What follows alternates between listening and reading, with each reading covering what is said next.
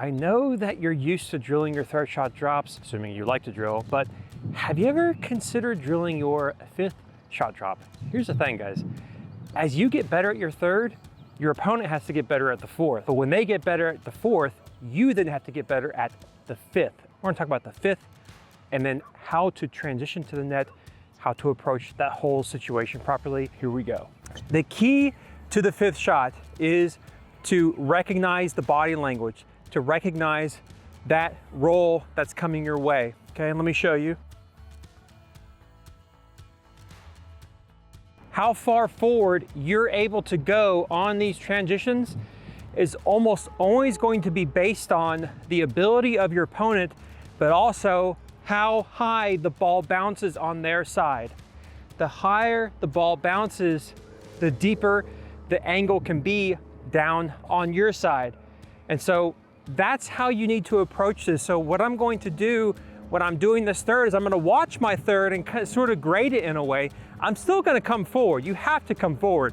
If you hang back there, he's got the easiest shot ever. So I'm going to watch my third very carefully. So what I'm going to do here is really focus on the height. What you saw there was me judging each of these shots and then trying to sort of calculate how far I could come in without suffering a shot to the feet. Oh, that's high.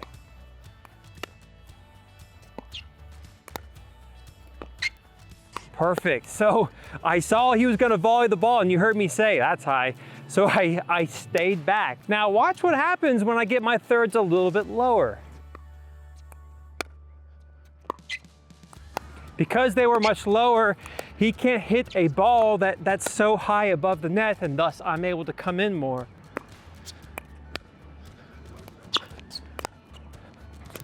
And look at that, with 2 cycles, I'm already at the net. Now, way easier said than done, all right?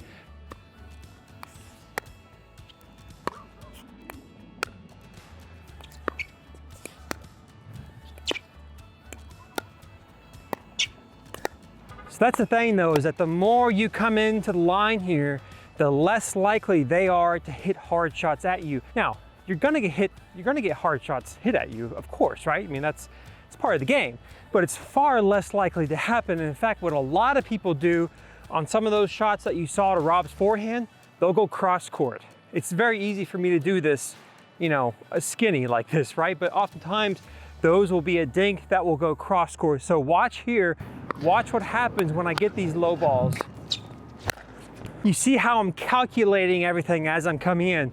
Now, cross court is the same thing.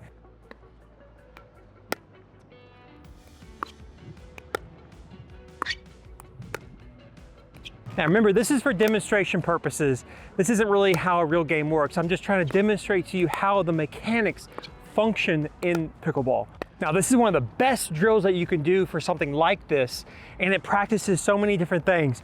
You're gonna stand right in the middle of the transition zone, probably maybe 6 or so feet back from the kitchen line. Your partner is gonna hit shots to your feet, and you're gonna practice resetting, but also studying what they're able to do based on the bounce of the shot that you hit back. All right, so here we go. So you're gonna volley, but also short hop like this. And just notice the behavior of the ball, but also based on the behavior of your opponent as well. And these are 5th shots basically. And just do this. And some of them are gonna be terrible, like that one that I did. So what I'm gonna do now, I notice mine are going a little deep. So I'm really gonna try to kind of block them now. Get them really into the kitchen. Too deep. There we go. If you had to pick one drill to do, this is it, guys.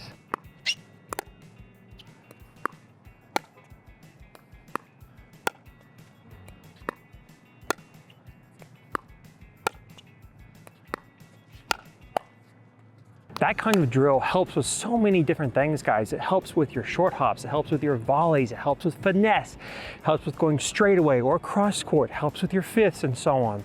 So focus on this aspect here. Focus on trying to work on those fifths, work on that finesse coming up to the net and coming into that transition, you'll score way more points that way. Guys, I hope you enjoyed it.